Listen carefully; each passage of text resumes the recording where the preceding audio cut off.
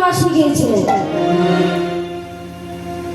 যখন সে বনবাস থেকে যখন ফিরে এলেন অযোধ্যায়, সমস্ত অযোধ্যাবাসীগণের রানীকে দেখতে গিয়েছিলেন, কিন্তু যেতে পারেনি মাতা কৈকেয়ী। এই কৈকেয়ী কে ছিল গো? ত্রেতা যুগে কৈকেয়ী ছিল, তারপরে হয়েছে কে? দৈবকী। ত্রেতা যুগে ছিল কৌশল্যা, তারপরে হয়েছে কে? মা যশোমতী। হরি হরি বল। তাহলে রাজাই ঘৃণায় যেতে পারেনি মাতা কৈকেয়ী।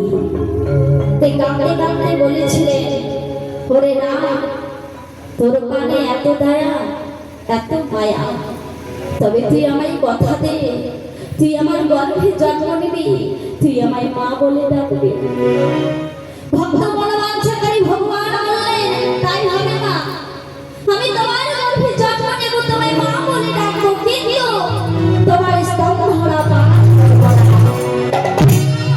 কেন জানো না? যেদিন আমি বনবাসে গেলাম, আমার মা কৌশল্যা এক বাটি দুধ নিয়ে এসেছিল। ওরে রাম, 14 বছরের জন্য আমাদের ছেড়ে চলে যাবে বাবা, তো যাওয়ার সময় এই দুধটুকু খেয়ে যাবো। তো সেই দুধটুকু তুমি খেতে দাওনি, ফেলে দিয়েছিলে। তো আমার মা যে কতটা দুঃখ পেয়েছিল, কতটা কষ্ট পেয়েছিল, তুমি তো তা বুঝতে পারো না মা। তাই তোমার গর্ভে জন্ম নেব, তোমায় মা বলে ডাকবো, কিন্তু তোমার স্তম্ভরা পান করবো না। সেদিন তুমি বুঝতে পারবে যে সন্তানকে দুধ পান করাতে না পেরে যে কতটা কষ্ট হয়, কতটা যন্ত্রণা হয়। এবার পরীক্ষা দিতে এলো যশোমতী মা।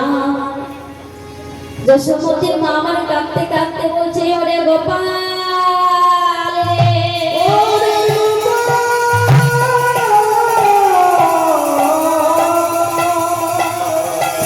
ওরে গোপাল, আমি তোর মা হবার জগনা, তবে তুই মনে করে দেখ, তুই আমাদের পরীক্ষা করতে গিয়েছিলি।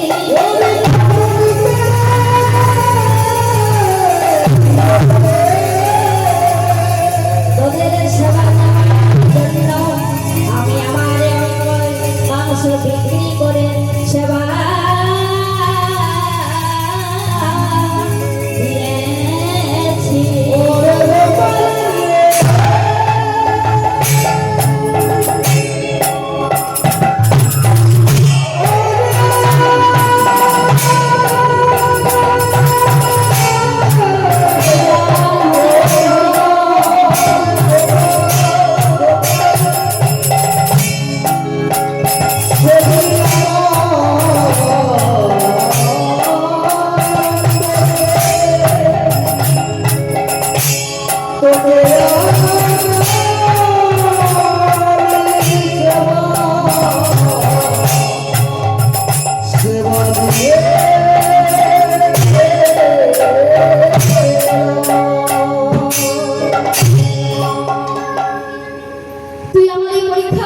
দিয়েছি। তোদের সেবা দেওয়ার জন্য আমি আমার অঙ্গের মাংস বিক্রি করে সেবা দিই।